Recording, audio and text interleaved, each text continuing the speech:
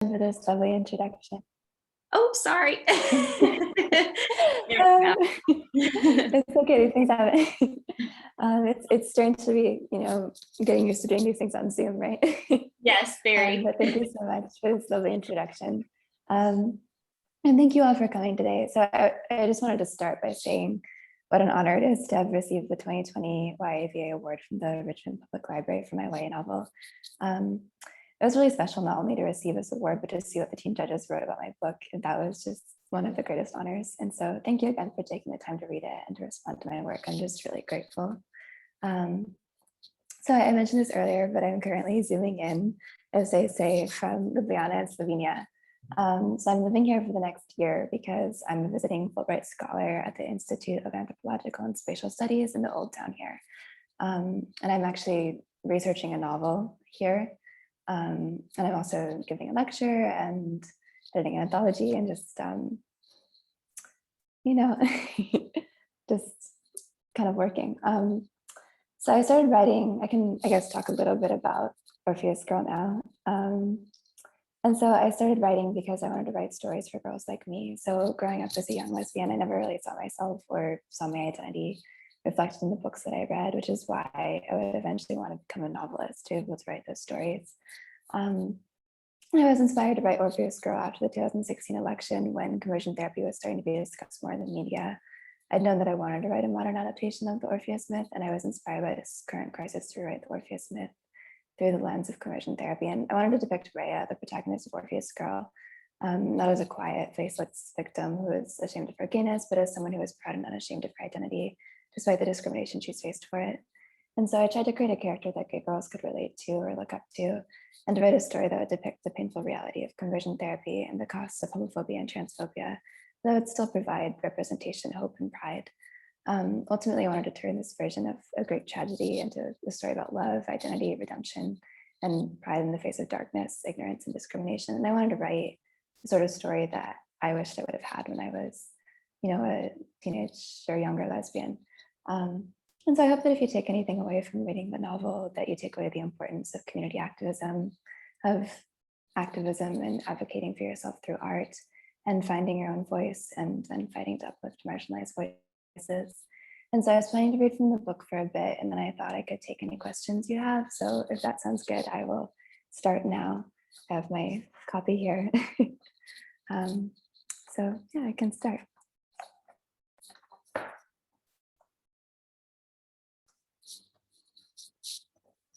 Part 1, Above World.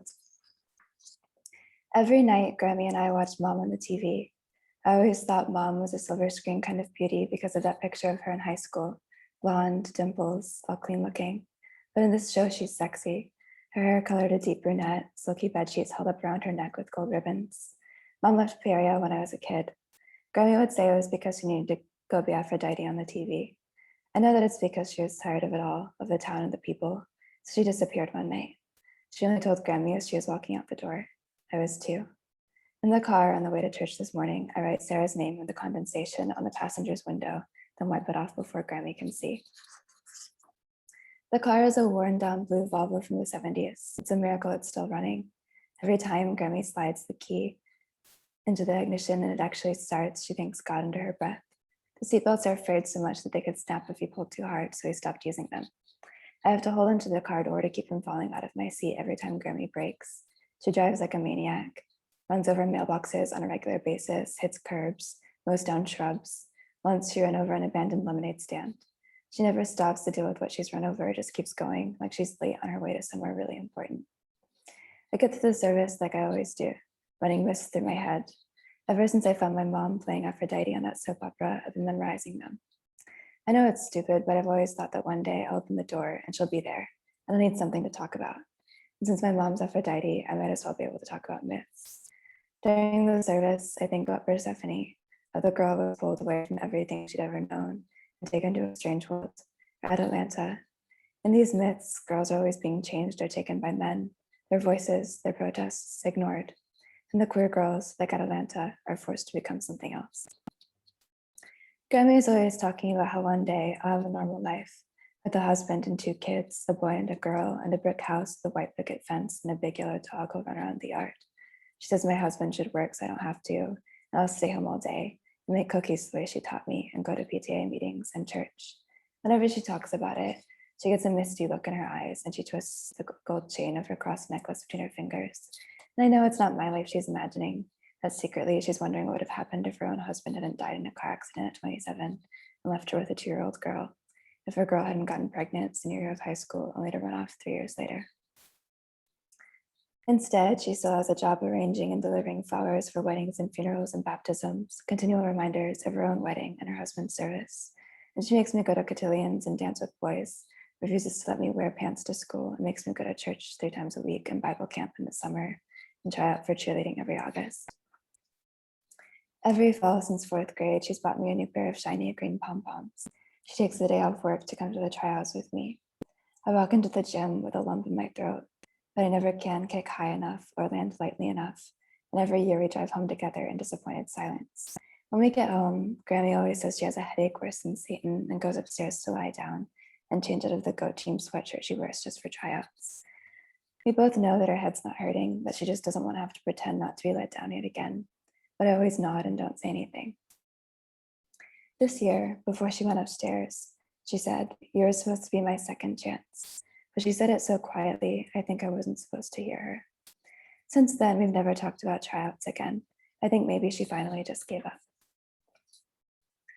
Once the service ends, I heap pastries and the little watercress and pickle and peanut butter tea sandwiches that the church ladies make onto my plate, then sit down on the coffee-stained couch outside Preacher Sam's office and eat until I feel sick. Each time I go to Sarah's dad's church, I get this sinking feeling, like something's wrong with me, and if they find out, when they find out, it's all over. Most nights, I dream that Sarah and the choir boys and Preacher Sam are peering down at me. I'm wearing another girl's clothes, but I don't know why. When Preacher Sam hands me a crucifix, my skin starts burning and wings burst out of my back. I'm trying to get the wings to stop spreading, but they won't, and soon I'm screaming, and they're whispering freak, and then they're yelling it. The dream started when I was 8. Shortly after, I realized I was different from the girls I went to school with, but I didn't yet know how, just that there was some invisible barrier separating me from them. Often at after-school church camp, I'd watch the girls running around, skipping rope or drawing on the pavement outside the church, and my back would ache for reasons I could never discern. On those days, I tried to pinpoint the difference, the thing separating me, causing me to feel like every movement I made was an act, a dream that I would wake up from, like a fortune teller sifting her tea leaves, trying to gather some foreign objects and principles into a crystalline answer. But for years, the bowl would come back empty, nothing more than water and straight oolong straining to reach the surface. When I was born, I had 2 small, misplaced vertebrae sticking out of my back. They looked like wings. The doctors took pictures, then set the vertebrae back in place. Now I just have 2 bumps and a line of scars in my back. Sometimes at night, I run my fingers over the bumps, try to imagine what the wings would have looked like. The doctors made the first incision in my vertebrae, so the worst of the scars are low on my back. The scar tissue maps all the way up to my shoulders in a messy sprawl.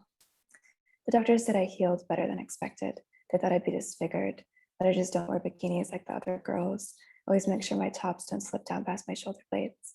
I don't need anyone else thinking about my being different, even more than they already do. I don't want to cause any suspicion, at least not any more suspicion than being motherless in a little town already creates. The only time that Grammy ever acknowledged my scars was once when I was 10. I was standing in front of the bathroom mirror, staring at the faded to pale lines, watching the ruined skin ripple when I moved. I remember trying not to cry when I saw how ugly it was, how the marks of what was once a wound, a defect, covered me. I'd never paid much notice to the scars before, had always just considered them a part of me, normal. But the day before, Sarah and I had gone swimming, and when she'd crouched at the edge of the pool before diving in, I saw the smooth stretch of her back, her unscarred shoulders, the skin taut and gold from the sun, and the hard lump of something akin to shame worked its way into my throat and made it hard to swallow. Later that night, alone in the house, I prepared to try to find a way to make myself beautiful too, to try to rid myself of the ruined thing inside of me, the constant gnawing feeling that I was hiding something, that some part of my girlhood and my body itself was defective or wrong. But there was no way to get rid of the scars, no way to remove the proof that I was different than the other unmarred girls I grew up with. I remember clawing at the scars as if I could scrape the ugliness away, as if I could cleanse it out of myself from the outside in. When that didn't work, I scrubbed at my back with a washcloth I covered with dish soap. I was getting hysterical by then, my face screwed up with panic. My skin was flushed with shame, and I was crying so hard that I didn't hear her come in. But when I looked up, she was in the doorway, watching. Gabby knelt down on the bathroom floor so that we were at eye level, and she grabbed both of my hands in hers. My fingers were bloody from scratching the skin around the scars, and the blood smeared into a faint red on her palms. She stared at me for a minute, like she was trying to remember something she hadn't recalled for years, and then she cleared her throat. Rhea, this is God's doing. He makes everything in his image, and so he gave you these wings, like an angel. When you were born, the parts of your back they had to take out looked just like a baby bird's. He made you in his image. He made you like him, and you need to accept that. But I never put much weight in God. From then on, whenever I saw the scars, the feeling of disgust that had always risen up in my mouth like bile was replaced with a kind of grudging acceptance. Gabby said they were beautiful, that I was marked for some reason, that maybe my being here wasn't so much of an accident as it always felt like it was. I thought that maybe that could be enough. Now at church, Grammy is talking to Mr. Paul, a widower. He's got 2 grown girls and a boy in college. She's flushed, and I noticed she's put on lipstick. It's the first time I've seen her wear it in years. The lipstick has smeared off on her front teeth, leaving a red streak. Sarah appears at my side, so I sidle up to them, crossing my legs and then crossing them again, as if I'm so impatient for her to leave that it's making me piss myself. Grammy notices. Rhea, go get more banana bread. I shuffle off, ignoring Rhea even when she ignoring Sarah. I'm sorry, this is my first time reading from this book since the pandemic, so I apologize. I shuffle off, ignoring Sarah even when she sticks her tongue out at me. Ever since Rosie from our school saw her kiss me, I've been avoiding Sarah, saying it's because it's summer and I'm busy keeping Grammy company. I remember that it's August, the month that Grandpa died all those years ago. Grammy doesn't sleep so well, just stays up late and listens to the cicadas shrill their last mating calls of the season. But we both know the reason is because we got found out. I tell myself we weren't doing anything real. Sarah was just practicing for Bryce, the boy she pretends she likes when other girls ask her crushes, the boy she'll probably date until she gets out of here, goes to the Bible college in Houston that her dad went to. Rosie screeched when she saw us, her lips a tight white line and hands clenched into shaking fists. Later that day, Sarah put her hands on my back. I know she felt the wing bumps because her eyes got wide, but she didn't say anything. She'd seen them before, of course, despite my trying to keep her from noticing, twisting my back when I changed in front of her in an attempt to hide them, but she'd never touched them before. I'd never felt the ridges of scar tissue that marked my back like a messy landscape, terrain that even I, after all this time, have a hard time bringing myself to feel. Sarah finally corners me outside the church in the backyard. Rhea, yeah, what is it? Are you ignoring me? She narrows her eyes. Because we didn't do anything wrong. I look around to make sure no one's watching. Yeah, we did. What did we do? Rosie saw us. She flushes. We were just pretending. That's what I told her. She shrugs, then we're not in trouble. I see Grammy walking up to me. Her cheeks are pink. She's holding a card with what looks like a phone number on it. Okay, kiddo. Sarah puts on her best good girl smile, shifts her weight onto one hip. Hi, Mrs. Lewis. She grins, hi, Sarah. You should come over later. I'll make my famous bread pudding. You know Rhea's birthday is coming up too. I'd like that. Of course, come over anytime you like. She said, thanks, I will, and then gave me a look, the same look she gave me that day under the bleachers at school, about a few minutes before Rosie stopped us, but it was already too late. We were already gone. Back home, I flipped through the tapes, watched Mom reruns. In every episode, she looks a little different. My favorite one, her eyes are sparkling green, and she has this sort of triumph in them. In last week's show, they were bloodshot. This week, she looks pretty but cold. Her eyes rimmed with pink, like she's been crying. But maybe it's just the television makeup. Maybe she's just supposed to look sad. I don't remember anything about her except the day she left, even though I'm probably too young to remember it. She was holding a suitcase, and in the dying light, I swear she had some kind of halo. Gabby was standing in the door. She called out her name, Callie, but she didn't look back. Then she was gone. Sometimes I think it was a dream, that Mom never really existed at all. And then I remember Grammy's sadness. It's a quiet kind of sadness, but still, it's there. You can see it in the way she hunches her shoulders into themselves, like she's trying to disappear inside her own body. I'm in the living room alone when the door opens. Sarah lets herself in like it's her house. Hi. I wanted to talk to you about that day. Okay, she sits next to me on the couch. She's still wearing her Sunday school dress, pink with small pearl buttons. Her parents choose their church clothes for her with the unspoken agreement that if she wears their frilly dresses 3 times a week, she can be as butch as she wants on non-church days, can wear boys' clothes, and wash her face clean of makeup. They don't say anything, just talk about how she's such a tomboy, that she needs to go with a nice boy, is all. Our friendship had already existed in a precarious balance of secretly knowing what the other person was, but never acknowledging it. Instead, we would talk about the boys in our school, trying to convince each other that we might one day actually be interested in them, parsing together fake stories about boys we didn't know and didn't want to know. We would tell them in whispers, as if performing the right enough times would make our words true, and we would become the girls in our stories about each other's. At least we used to do that. After this summer, I think we both gave up a little bit because the hush stories stopped. When she kissed me, her tongue was warmer than I thought it would be, and her hands were shaking, though only a little bit. She opens her mouth and starts to say something, but then she closes it again. I stare uncomfortably. Well, I wasn't pretending. I can feel my face flushing. What do you mean? I give her a look like this is your chance to be able to take it all back, to still pretend we're like the other girls. But instead she lunges forward and kisses me again. I hear a Grammy gasp. She's dropped the pudding bowl. I don't know what she saw or what I can say, so I do something stupid and I run. I run out the door and into the street, and I don't stop running until I reach the convenience store on the corner. I skid into the store, panting. I keep thinking, this is it. It finally happened. My heart's beating too fast, and I can feel my knees going weak. Miss Shirley, the owner, stares at me, so I buy a bag of taffy with my last quarter in my pocket. I sit outside the store and chew until my teeth hurt. Years ago, I learned to do what Grammy does, which is to eat sugar whenever there's a void inside myself that needs to be filled, to spoon it straight from the bowl into my mouth, to let the stuff dissolve on my tongue, leaving only the residue of that particular sadness. But this time, it just makes me feel queasy, so I throw the rest of the taffy away and walk home. When I get back, Grammy's sitting at the kitchen table smoking a cigarette, something I've never seen her do. I didn't even know she had cigarettes. She looks different, older. I can see all the wrinkles in her face, but more than that, how tired she looks, like she's ancient. It strikes me then that I've never known Grammy as anything other than an old woman with an absentee daughter, that we've never known each other as anything more than two people who were abandoned by the same person. Despite the fact that she raised me, to her, I'm no more than the straight granddaughter she had to raise, and she has always been my sad grandma who's had to work extra to support us both, who has permanent worry lines, and who can never make it through a full movie without falling asleep, even though she pretends she's never really tired.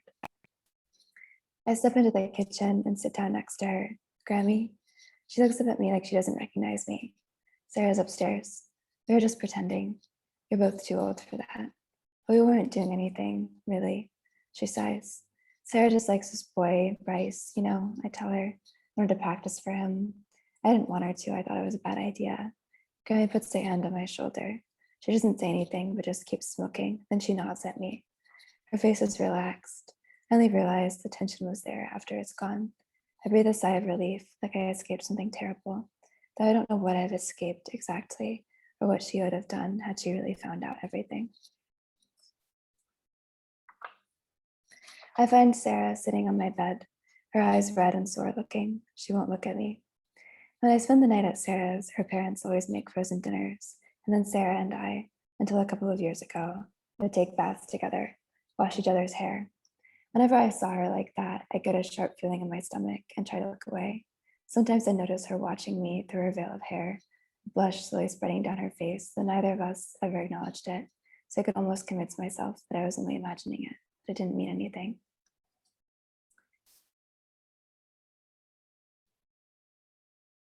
Sarah, like me, is almost always alone, but unlike me, both her parents live together, and she has a brother, John, but she didn't like them, didn't like how her daddy was always preaching and making her wear dresses and go to church for every service. Sometimes she used to say she wished she had only a grandma like me, but I guess once she got to know me better and learned about the sadness of living almost alone, she changed her mind, because she doesn't say that anymore. I'd often go to church with her and would whisper during service, giggling while the Sunday school kids shushed us. At school, she was the bigger half of my only two friends, My other friend was Rosie, who, since she saw what happened that day, won't speak to me. I gets pink-faced whenever I try to talk to her. Sometimes when I see Sarah, I feel something like love twisting in my throat, but I always push it back down, try to swallow it. I never thought that she could love me, that any girl would. Whenever I thought about my future, it seemed like nothing more than an empty slate. The only certain thing I could ever think of for myself is the promise that one day I'll be caught, but one day, like the other girls like me, I'll disappear. And I think, should I start to take questions now or should I keep going for a bit? What do you think? Sure, we can take some questions if anybody in the audience has some. Thank you for that reading. It's beautiful. Thank you. Yes, if anybody that was listening has questions, feel free to put them in the Q&A. And while we're waiting for audience questions, I'm going to kind of kick us off if you don't mind. Of course. So I'm curious, what drew you to choose the Orpheus myth to kind of use as a framework for this book? Right. So for me, I think I've always been really drawn to mythology, and something about the story of Fail's redemption, the Orpheus myth, for me, it was something that I was always so just fascinated by. And I felt that kind of the story of loss in the myth would be a really good allegory for what I wanted to write about for conversion therapy, for the experience of, being closeted in the South, the loneliness. I felt it fit the story well, and so it kind of just came together in that way. Mm-hmm. Yeah, I think. Sorry, what'd you say? Oh, I'm so sorry. I said, does that answer the question? Yeah, absolutely. And I have to agree. I thought it was woven in so beautifully. But also the story stood on its own too, outside of the myth. But I thought it worked perfectly for that. Thank you. Let's see. We have a Q&A. Rylan asks, was it difficult/painful to write the scenes about conversion therapy? How did you work through that? Did I click answer live? Is that? You can just answer it. Okay, sorry. That's fine. I haven't been a host before. This is new to me. That's all good. It was difficult and it was painful, but I think for me, a lot of my work, it deals with examining the effects of homophobia, examining kind of the impact that it has and the loss of it on particularly the gay community. And so it was something that, I'd done a lot of research into this before. And so it wasn't an entirely new experience to be doing the research for this book, but it was a very difficult one. And I dealt with it largely by cuddling my dog. I think he probably would like to form a house pet union, as I really just, I think he was probably felt a little terrorized when I was working on this book because I was just cuddling him constantly after doing the research. But yes, I hope that answers the question. Pets are such great therapy. And They really comfort. are. Yeah. I left mine behind. He's with my parents in Richmond. Well, I'm here this year because I couldn't take him to a different country with me. I miss him so much, but I know he's just having the time of his life because my parents spoil him so much. So he's just living like a tiny king in Richmond and just being fed little segments of salmon, and he's living his best life. So. Are you going to be able to keep that up when you get back? We'll see. I'll do my best. I'm sorry. That's okay. Go ahead. Oh, no, I'm sorry. I think my audio might be a little bit behind, so I'm sorry for interrupting. That's okay. We have something from Barbara. She says, not really a question, but I'm thinking about the first part that you read about Grammy not facing up to the things she ran over. That really sets the tone for the discussion of the other things in their lives that they don't face up to. Great way to set the tone. Thank you so much. It's a really lovely comment. Thank you. Yeah, it was interesting to me that Grammy was in kind of denial about things until she absolutely couldn't be anymore, and why that was. Grammy was an interesting character for sure. Thank you. Okay, let's see. So you mentioned that you did some research about conversion camps. How does one go about doing that? Where do you find that information? Well, I would say a lot of different avenues. So one of the things particularly, and I hope I get the name of the site right, because I actually might not have the exact name.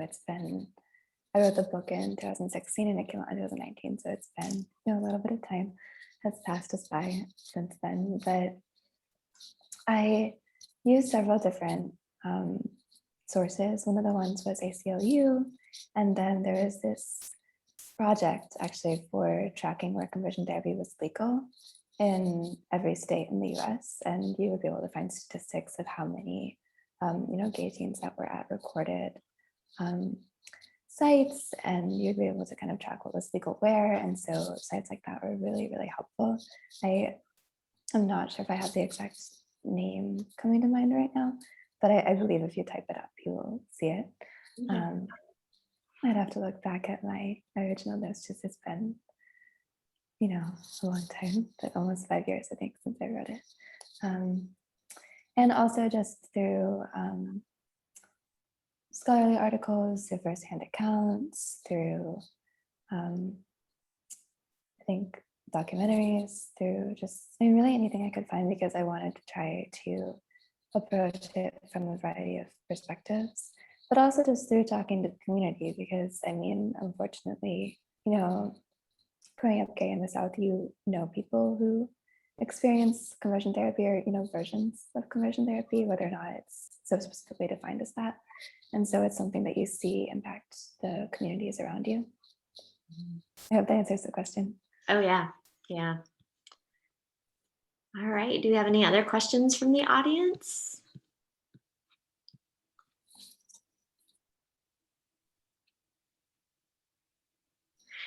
I'll go ahead and ask another one if you don't mind. You started out writing poetry, and I think you sort of alluded to this a little bit when you were first kind of talking, but what made you make the jump from poetry to writing a novel? So it's actually funny because so my first two books were poetry, and I actually have another poetry collection coming out this spring. But what I work the most on is fiction. And so I actually, when it comes to the work that I do every day and that I spend, I would say, roughly most of my workday doing, it's fiction, it's novels. But I just ended up starting out as a poet. It just kind of worked out that way. And so, as much as I love poetry, I have to say, I think fiction is what I spend the most time on, and what I usually am working on for the longest periods of time, or in the most concrete and scheduled way. So it just is how it, I suppose, shook out. Yeah, that makes sense. Let's see. Allison says, I have not had a chance to read your book yet, but I'm so excited to. I think so far it is absolutely brilliant. Are some parts of the book inspired by your own childhood? Also, slightly off topic, but what's your dog's name and breed? I love that Ozzy is now part of the Q&A. So his name is Ozzy. He's a miniature schnauzer. And he's 12 years old, so he's kind of a grumpy little old man. And he looks a little bit like a baby goat. So he's an interesting little creature. And to answer the other question, no, I think there's commonalities to the lesbian experience, right? To the sense of isolation or otherness. I think that's something that unfortunately, a lot of, gay women growing up feel. But no, the book is entirely fictional. And yes, I hope that answers the question. Thank you. Barbara says, I think we have come a long way since I was a teenager with acceptance of LGBTQ plus teens, although there's still some work to do. There seems to be so many more YA authors out there currently. Are there any that have inspired you personally? Great question. Thank you. Yes, so I would say, a classic, but Audre Lorde, of course. And one of my all-time favorite writers is Alexander Chee. And I would say those are my two favorites, I have to say. But there's so many amazing queer writers, and just the landscape of gay literature is just evolving and growing so fast. And it's really just been amazing and inspiring and exciting to see that. So it's just been wonderful to see, especially I think in the last 3 years. Kind of to piggyback off of that, did you face any difficulties when you were trying to get published? Because as you mentioned, it really has been sort of a recent shift in publishing where we have started to see more diversity in books. Do you feel like you came in at the right time when the publishing industry was open to that, or did you struggle with that at all?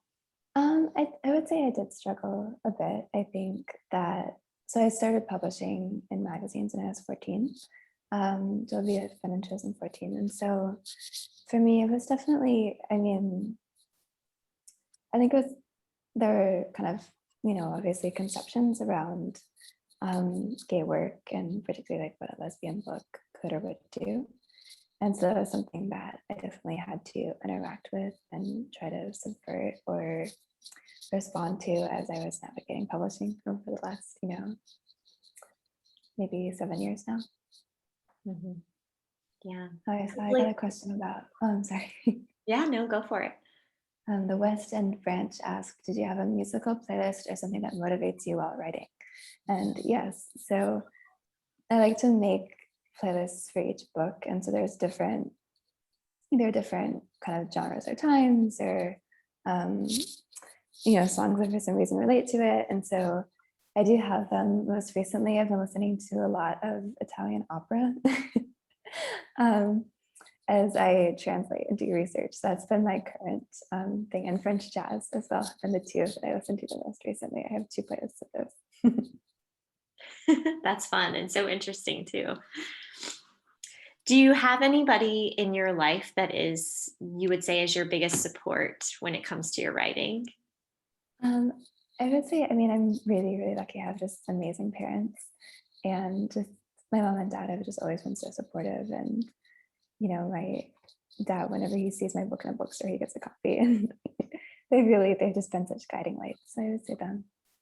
That's awesome. Let's see, I think I see another one here. Can you talk about what you're working on now? Is it part of your work in Slovenia?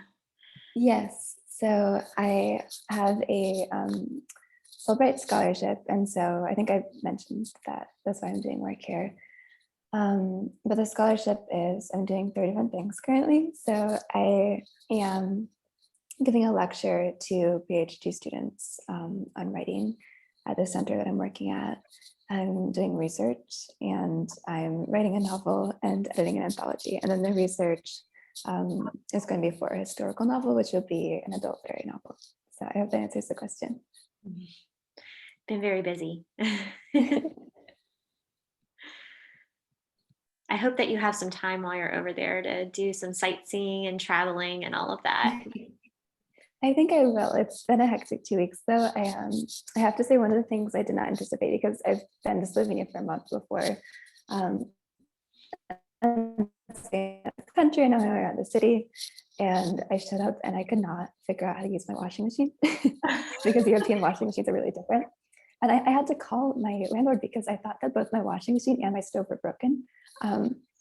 Because it turns out I have this, it's called an induction, which I'd never heard of before, but it will only automatically turn on with certain kinds of metal. And it will only turn on if you put a stove, like a pan on the stove, and it will only heat the area. It senses the size of the pan, and it will only heat to that area. And so I was trying to cook dinner my first night in the apartment, and it wasn't turning on, but it was just because of that.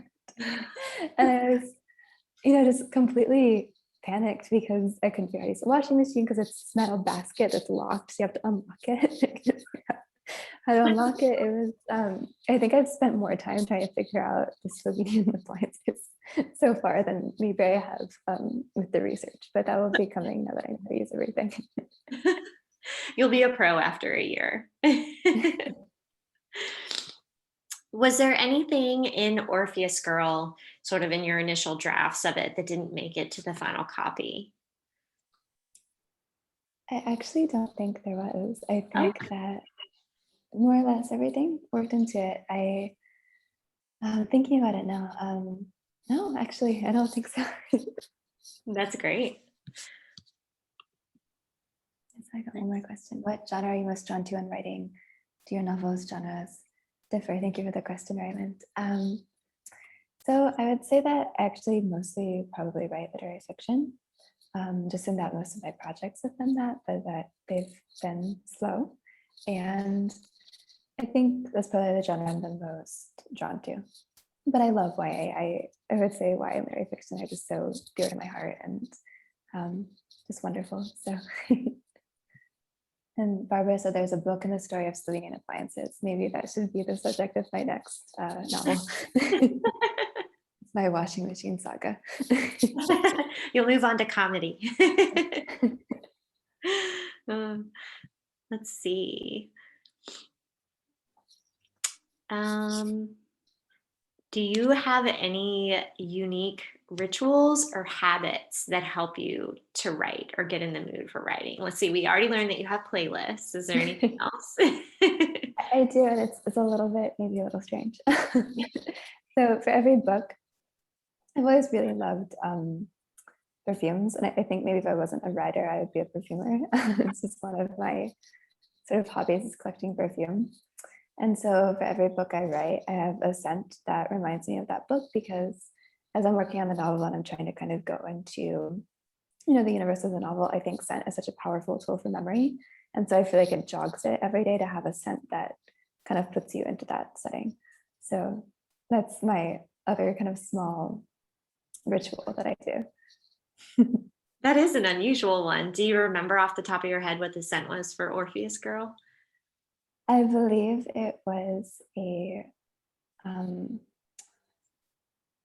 to remember. Actually, yes, I do. It was a jasmine perfume with like a essential oil blend of, I think, jasmine and vetiver oils. Oh, wow. All right, let's see. Audience, do you have any more questions for Brynne?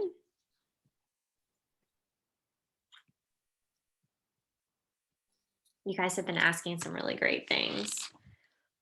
Thank you guys so much. And if Allison said, if you had any advice for YA writers to help with writing for them, yes, I would say, I think if you can get into a schedule as much as possible, and also invent as much rituals as you can around your writing practice.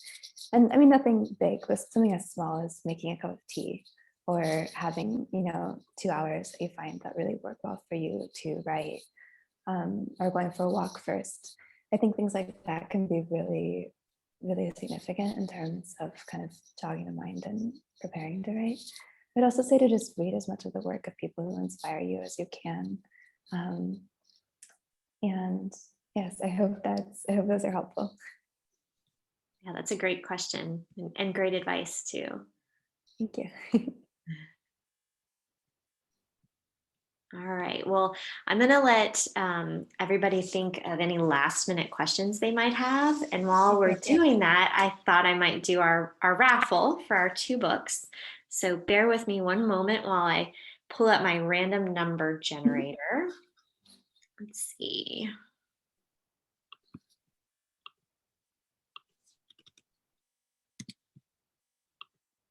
Okay, our first winner is Jen Hampton.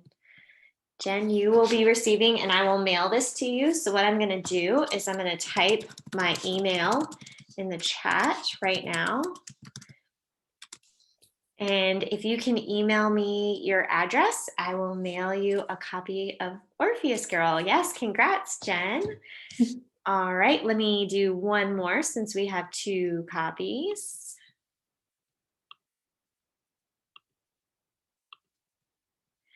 And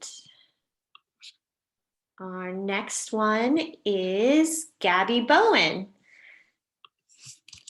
So Gabby, same thing. If you don't mind emailing me your address, I will send you a copy so that you can get started reading. Because if you haven't read this yet, hopefully Brynne's reading of the first few chapters has got you hooked. What I love though is, and this is something else that one of the teen judges said too, that I didn't quote, but this is a novel that's on the shorter side, which I feel like we don't always see. It seems like they're just getting longer and longer and longer. And it, to me, it almost made it that much more powerful. One of the teen judges said something like, it's short, but it packs a big punch. And I would have to agree. You just kind of get sucked in and you can read it, you know, in a couple of sittings. So I hope you guys both enjoy it. And if you weren't one of the lucky winners, you check out your local libraries. If you're local to Richmond, we have copies in all our branches. And I know our other local library systems around here do as well. So, and if you can't find it, reach out to me and I will help you find it. I'm sorry, I'm laughing because Gabby is actually my girlfriend, so I hope she's read the novel. That's so funny. Oh, Gabby, thanks for attending. Well, please give it as a gift. To somebody that you think would enjoy it. Ryland cannot Oh, thank you, Ryan. This is so sweet. Yeah, that is so sweet. Ryland is one of our former teen judges, so I know that. Oh, wonderful. Thank you. All right. So any last minute questions? Kind of going once, going twice. Barbara, I'm glad you've had fun. I think this has been a great time too. Thank you so much, Barbara. Thank you for coming. All right. Well, thank you, Brynne, for joining us all the way sort of across the world for this author talk today. We really enjoyed your book and having you here, and I'm excited to read whatever you have coming out next for sure. Thank you so much. Thank you. And thank you all for coming. And again, I'm really just so honored about the award, and I loved reading what the judges wrote. So thank you all so much. Yeah, thank you everybody for attending, and I hope you all have a wonderful rest of your weekend. Yes, thank you all for spending your Saturday afternoon here. All right, bye everybody. Thank you, bye.